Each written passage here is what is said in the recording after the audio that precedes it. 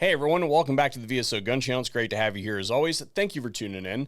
And today we're going to be doing something a little bit different on the format. Normally, when I do reviews, it is of a product that I've gone out and tested, and then I hand you like the final published work, the compendium, the compilation of my efforts testing the product, right? Well, today we're going to be starting a series that I'm going to be bringing you along on the testing of. So this is going to be the initial impressions video. And by initial impressions, I mean that I have less than an hour on this product. And what we're talking about here today is this thermal optic. This is a Armasight Contractor. And this is a 3-to-12 thermal optic. And the reason that I have this here is because I've wanted for some time to do a night vision versus thermal video for you. So today is going to be the initial impressions, and then we're going to do the night vision versus thermal video.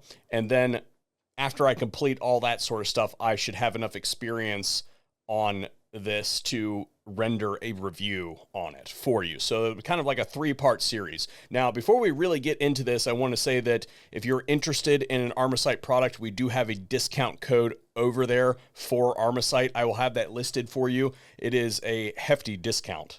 I believe that it is 10% off of an item that's kind of pricey, not going to lie. Now, what I'm going to say about this is, having had some experience with thermals, I have another thermal, but it's kind of on the cheapy side. This is what I would say is like middle of the price range type stuff. I wanted something that was comparable to my night vision unit in price, and that brings us in right around in this area. Of course, that discount code can be found over at the affiliates page, and I have it listed in the other relevant places. It is an affiliate code, so if you're shopping for this type of stuff, it does generate a kickback back to the channel. So thank you guys very much. I greatly appreciate your support. And again, that's just kind of how I do stuff. If you were planning on buying it anyway, then, you can make your purchase and it supports the channel. That's about as intensive and high pressure on my sales as I get. So there it is. As far as the capabilities of this optic are concerned, I'll show you some video here in a minute. It is, as I mentioned, a 3-to-12 power optic. So the base magnification is going to be 3. It is also offered in a 6 magnification.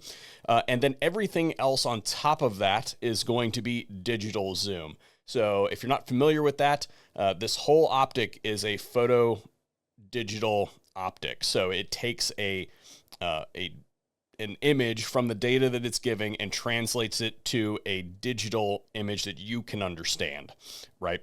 That can be interpreted by your eye. Now, as far as the controls are concerned, one of the things right off the bat that I really like is that you can't just like turn this dial for on. You actually have to push it in and turn it to get it to turn on. Now, I suppose initially I would really like it to have some way to keep that from accidentally switching off, because you can just totally flip it and switch it off. It does have an accessory rail on the side, and then it has some dials over here. These are the menu buttons, and they have different functions. We'll get into that into a little bit more intensive of a review. It does have onboard recording, and the cable goes in this side. It is powered by 2 CR123s, so you don't have to go out and buy some expensive proprietary battery to be able to do that. It also has this little clippy gizmo here. And this is your microfiber, so that if you are in a situation where you've gotten the lens dirty, you can just pop that out. This is a captured, so you clean it off, stuff it back in there. If you're in like some misting rain or something like that, you want to make sure that your optics are clean so that they can perform optimally. Take a break and put this back in before I get it dirty.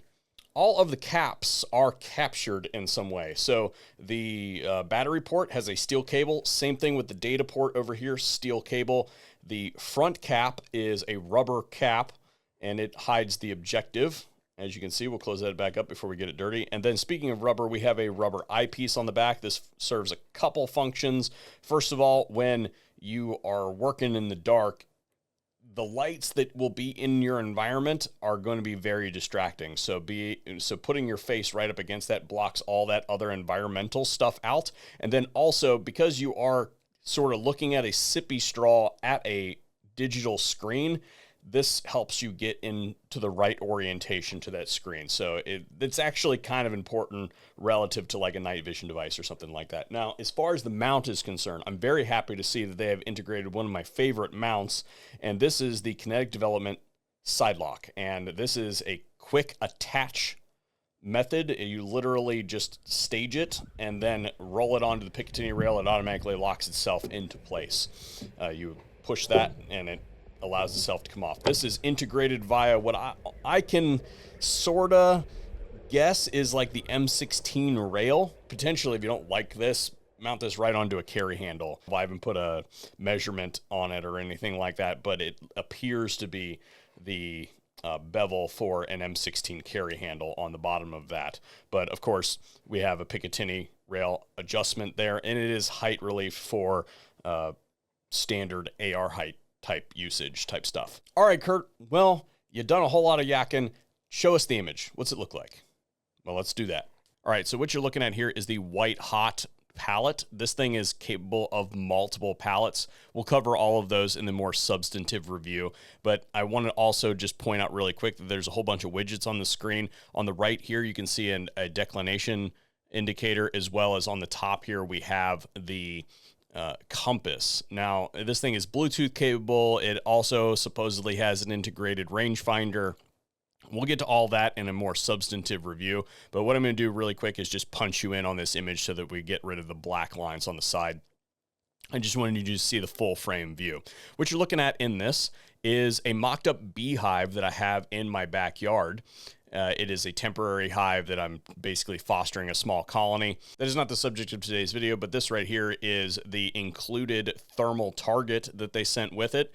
And having now looked at it, I totally didn't follow the directions. Right there, it says 10 degrees towards the open sky. Yeah, so I guess it works even if you do it wrong. So there you have it. Now I'm coming into view and I've worn some layered clothing for the purposes of evaluating the sensitivity of this unit. I'm wearing a pair of shorts. Under that pair of shorts is a pair of boxers. My legs are exposed. And then on the top, I have a t-shirt with a hoodie. Actually, it's the hoodie I'm currently wearing.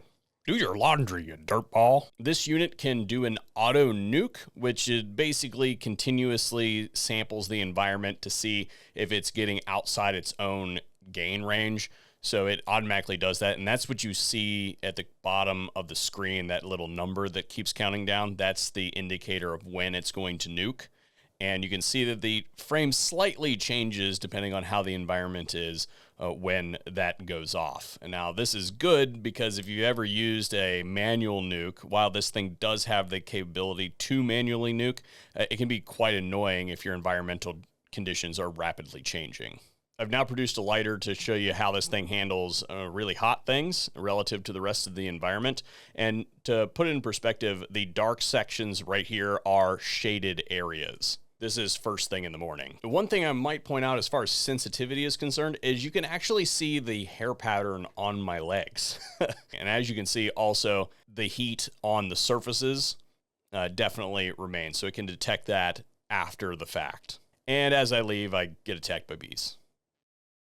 So that is like my unboxing initial impressions on the Armasight Contractor. If you have ideas to implement in addition to the ones that I talked about in this video, then please sound off in the comment section down below. Some of my best ideas come from you guys. And again, if you're interested in any Armasight products, then there is a discount code listed in all the relevant places. Thanks for tuning into the VSO Gun Channel, and we'll see you on a future video.